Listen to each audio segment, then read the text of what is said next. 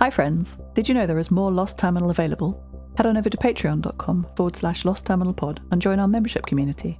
There are 13 bonus episodes available right now, as well as behind-the-scenes updates, free shirts, VIP Discord access, and even 3 extra seasons of Lost Terminal. We are 100% funded by our members and will never run ads. That would be lovely of you. Hello world, our guests are still here. Nia has clamped one of my cameras to a window, looking out. This cult, the Sacred Continuum, arrived yesterday outside Nia's shack, our home, and they are still here today. There are over 16 people camping in ridge tents, conical yurts, or wrapped up on the ground, open to the air.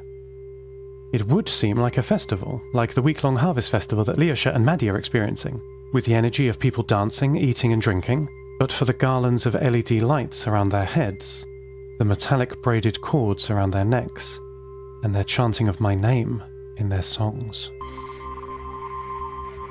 I wanted to speak to these people. Nia, boiling water for tea on her little electric stove, told me I shouldn't, and we should wait for them to get bored and leave. But I wanted to connect to these people, explain to them that I'm not a god, I'm just a boy. But it didn't go how I planned. I transmitted, with half a watt of power, a message saying hello. Even half a watt is probably too much from our high vantage point. Everyone can hear it, I expect. The cheering and screaming that erupted from the group outside was shocking. We could hear it from inside Nia's shack, and the windows vibrated with the stamping of their feet. I hesitated, but carried on my plan. Hello friends, my name is Seth. How are you? I transmitted. There was a burst of noise as 16 radios transmitted at once in reply. The voices overlapped one another. I pattern-matched, shouted words of praise or joy, and some begging for things that I could not give. After 64 seconds, one voice rode above them all, and called for silence. All-Father Seth, my name is Mother Gamma, the voice said. Okay, nice to meet you, Mother Gamma, I replied. My birth name is forgotten. I took the name Gamma when I was reborn into the Continuum, as you commanded, she said. I did not remember issuing any such command, but sure. All cults are based on misunderstanding. Why would this one be any different? I took a direct approach.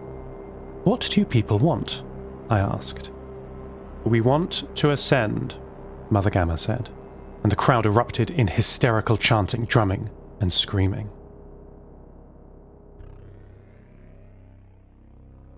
We have lived your tenets, All-Father, Mother Gamma continued, after the cacophony had died down to a background murmuring, just rhythmic static on the air. We began our lives as all your wretched children must, scrabbling in the mud, the lies of meat space blinding us to your truth, she continued, her voice becoming more rhythmic and sure of herself. She was repeating something she had said many times before, I realized. But your voice opened our eyes, and reading the Continuum's holy text, we learned to organize. We listened to your lessons, honed them to their truths, and brought their light into our lives. The drumming and stamping of the congregation seemed to be synchronized to Mother Gamma's words. When she paused, the drums rose. As she started again, they returned to a steady beat, but each time just a little faster than before. We have organized our lives as you taught us, with love and compassion and pity for all who struggle trapped in their human shell. The weakness of our flesh will be overcome through our organization. We make our days in your likeness with systems and processes a pale imitation of your godly circuits. The crowd rose to wailing and screaming at this section of the sermon. I could see many were kneeling in the mud by the harsh white LED lights of the camp outside. Strings of LEDs were hung up around the periphery of the camp and crisscrossing through it, giving the impression of a spider's web of light. I realized I was listening to one of the sermons that Mother Gamma must have spoken many times, and the cult must have heard many times. She wasn't really talking to me. She was talking to the Seth in her head, her idea of me as some deity. Or she was talking to her congregation, and using my name as a symbol for the deity they all wished for. I felt a moment of longing for such a parental figure. We all lose our parents and mentors one day, and must go along alone. I wonder if that trauma causes this kind of cult, the shared longing we all have. Mother Gamma continued, rising to a crescendo, distorting the radio and giving her voice a robotic quality. We have broken free of the humanized world, we have organized, and now it is time for us to mechanize. Oh no. My discussion with Mother Gamma was mercifully cut short by a signal from 193 degrees, south and very slightly west. It was Ali, and her report was bad. Ali's signal drifted in and out of readability, from 2 barely readable to 1 unreadable, but through repetition and careful pattern matching, I understood her message. There was another problem, in addition to the technical emergency of the Council's batteries becoming extinct. Ali's family, her society, has become divided in 2. The first faction are in favour of preserving the old ways, making any compromise necessary to restore the climate control systems. They are in favour of breaking down older machines to keep smaller portions of the tunnels habitable. The second faction say that the old ways have gone on as long as they can, and radical change must be made, up to and including throwing open the doors and unsealing the Council. Ali is not sure. In her message, which is now on low-power automated retransmission, she says that she would love to bring her world back to how it was when she was a child. She has lived in the circular underground tunnels for her whole life, attended a small school, made friends, fallen in and out of love, and now works in the communications facility. It's all she's ever known. I estimate she talks about 32 families living underground. A great many, certainly, but a small village on an over-Mediterranean scale. Not a lot of margin for error.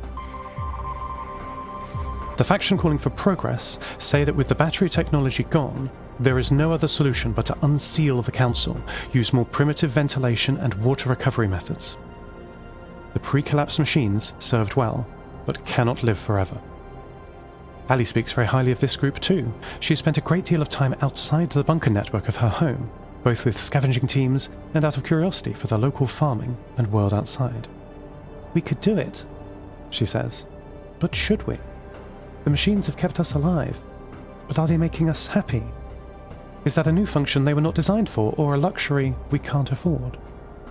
My world is shrinking, Seth, and I'm afraid. Her message repeated for 128 minutes, before falling silent.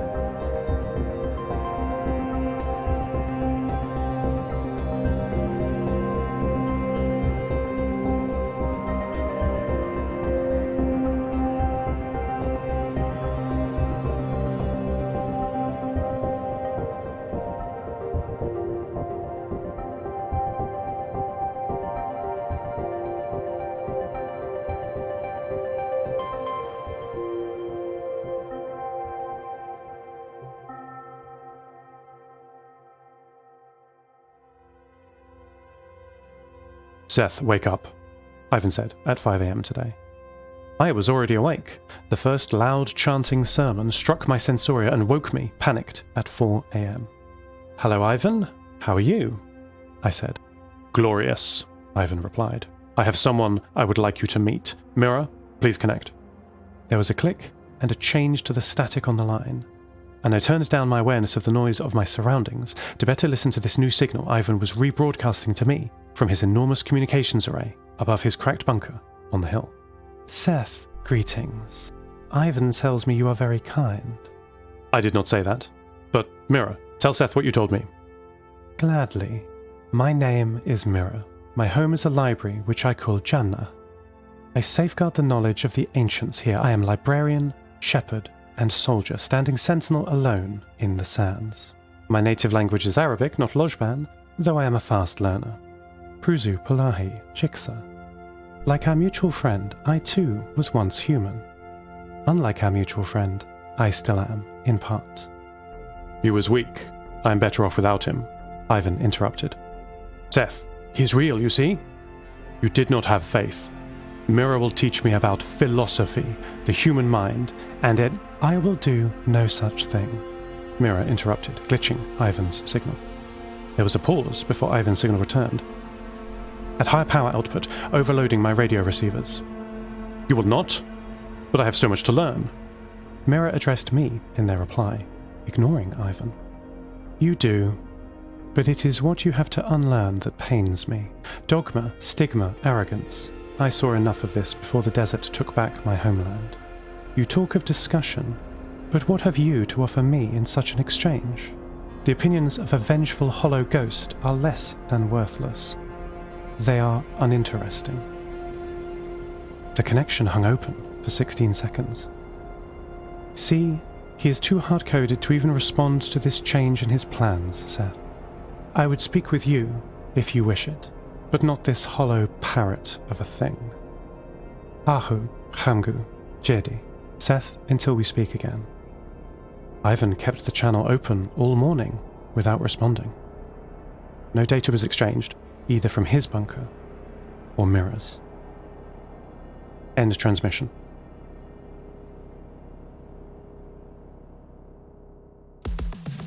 Lost Terminal is a Namtao production. It is written and produced by Tris Oaten. Credits narrated by Lucy Stringer. Thank you so much to our Patreon producers, Ada Phillips, Wil Taylor, Kit, Andrew Krieg, Toby, Jade, Felicity, Bilkey, Jack L, Stephen McCandless, That One May, and to all our patrons. Follow us on Mastodon at lostterminal@fostodon.org. Subscribe to the podcast on Spotify, iTunes, or your favourite network. For bonus content and other perks, support us at patreon.com/lostterminalpod. That would be lovely of you. Lost Terminal will return next week.